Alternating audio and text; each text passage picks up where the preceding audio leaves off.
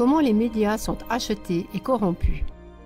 Il est bien connu que la presse écrite en particulier, perd constamment des abonnés. Mais moins d'abonnés signifie aussi moins de recettes. Cette émission explique pourquoi les journaux continuent à faire leur travail et pourquoi ils peuvent encore élargir leurs éditions avec de nouvelles rubriques. Pratiquement, tous les médias appartiennent à des fondations ou même à leurs fondateurs. Des noms connus sont la fondation Bertelsmann ou la fondation Axel Springer. Si une entreprise de médias et ses journalistes ne sont plus indépendants, mais dépendent de fonds étrangers, il est fort probable qu'ils n'iront pas à l'encontre des convictions de leurs bailleurs de fonds et ne feront pas non plus de reportages négatifs sur ces fondations. Un exemple à ce sujet. Le magazine d'information allemand Der Spiegel a reçu en 2018 un don de 2,5 millions de dollars de la part de la fondation Bill et Melinda Gates, puis encore 2,9 millions en octobre 2021. Ce dernier montant a été versé par la fondation pour réaliser un projet commun dans le Spiegel à travers une nouvelle rubrique « Société globale ». Des thèmes tels que les droits des femmes, la contraception, la crise climatique et leurs intersections ont été abordés. Grâce aux dons, Bill Gates a pu faire en sorte que certains thèmes soient traités de manière journalistique dans son sens et diffusés à grande échelle par le magazine. Bien entendu, un jour on a appris que le Spiegel avait reçu de l'argent de la fondation Bill et Melinda Gates, et il a dû se justifier. La maison de presse a affirmé qu'elle continuait à faire son travail en toute indépendance et qu'il était toujours possible de faire des reportages critiques sur Bill Gates. Il faut toutefois noter ceci. Dans le cadre du scandale Epstein, qui a révélé que Jeffrey Epstein avait lui-même abusé de mineurs et les avait forcés à se prostituer pour les mettre à la disposition de ses amis, partenaires et clients riches et puissants, il a été révélé que Bill Gates avait également entretenu des contacts étroits avec Epstein. Bien que des tentatives de harcèlement contre des femmes aient été révélées par la presse, Der Spiegel s'est empressé de blanchir Bill Gates. Le contact avec Epstein était vague, rien n'était prouvé. Intéressant, car Der Spiegel n'est pas tendre avec les personnes déjà condamnées dans le cadre de #MeToo. Il suffit d'allégations de harcèlement pour que les auteurs présumés soient immédiatement cloués au pilori par les médias. Ce n'est pas le cas de Bill Gates. Explication. Sous le #MeToo, moi aussi, une campagne est en cours sur Twitter, sur laquelle des millions de femmes du monde entier ont rendu publiques des agressions sexuelles à leur encontre ou ont discuté de la violence sexuelle. Sur un petit aperçu, vous pouvez voir les montants alloués par la fondation Bill et Melinda Gates aux entreprises de médias dans le passé. Il convient de noter que les autres philanthropes, tels que Soros, Rockefeller et tous les autres, versent également des fonds aux médias par le biais de leurs fondations ou organisations non gouvernementales. Mais comme ils ne fournissent pas d'informations détaillées à ce sujet, il n'est malheureusement pas possible d'en dresser la liste. Fonds versés aux agences de presse par la fondation Bill et Melinda Gates. Dotation au Spiegel.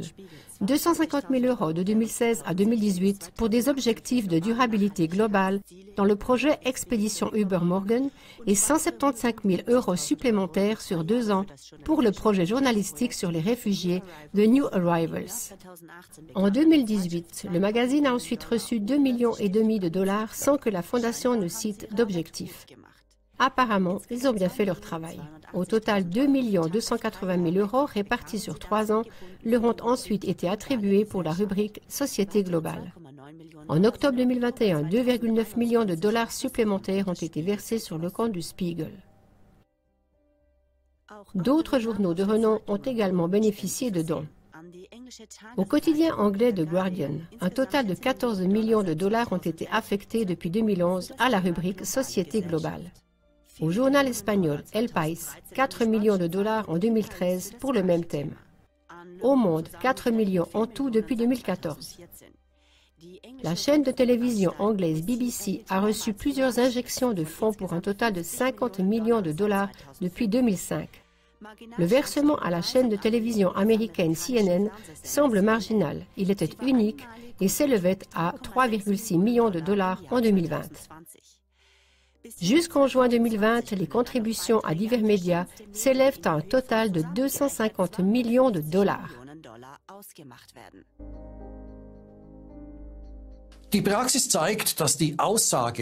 La pratique montre que l'affirmation « qui paye le bal mène la danse » n'est pas seulement vraie pour les entreprises de médias. Les liens sont encore bien plus vastes. Le fait est que les différentes fondations auxquelles appartiennent les différentes entreprises de médias sont également reliées entre elles.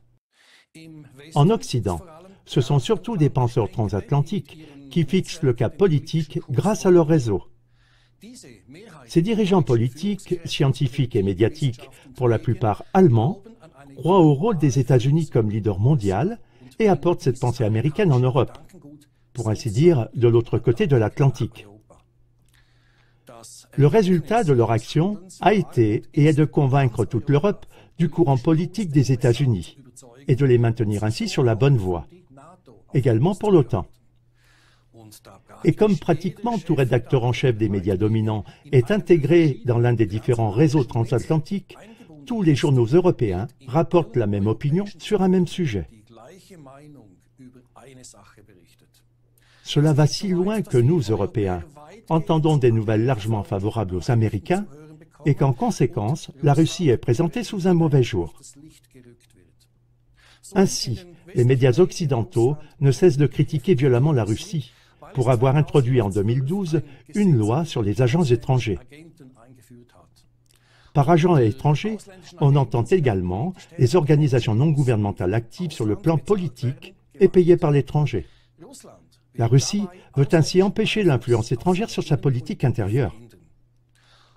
Sans entrer dans le détail du contenu, cette critique peut être qualifiée de vide dans la mesure où la Russie a copié cette loi sur les États-Unis, en utilisant en partie les mêmes termes. Elle existe déjà depuis 1938 et porte le nom de Foreign Agents Registration Act.